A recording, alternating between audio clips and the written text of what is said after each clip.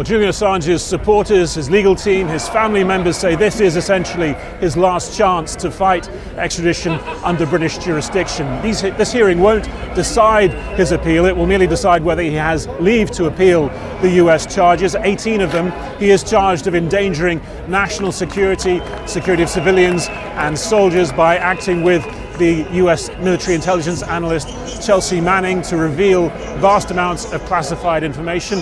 His defenders say among that classified information was video of a US helicopter attack in Iraq that killed 11 people, including civilians and 2 Reuters journalists. He remains inside Belmarsh prison here in London, awaiting a final decision whether he can appeal. His legal team says they will be arguing on the basis of freedom of speech. There's never been a prosecution under the Espionage Act before, so you'll see a lot of free speech arguments, fair trial arguments, and you won't get a fair trial back in the US, and around the issue around the UK-US treaty, the fact that this whole request is unlawful because it's prohibited to extradite for political offences.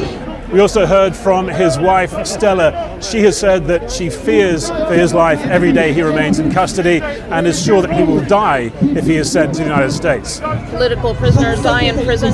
That's what happens. We've seen it just last week. What happened to Navalny and what happened to Navalny could happen to Julian, and that should never happen. Free Julian Assange!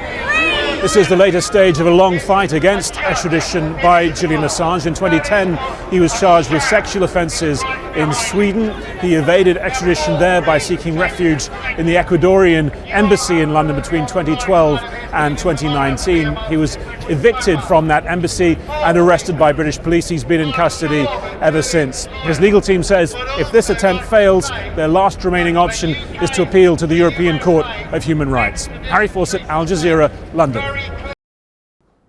Make sure to subscribe to our channel to get the latest news from Al Jazeera.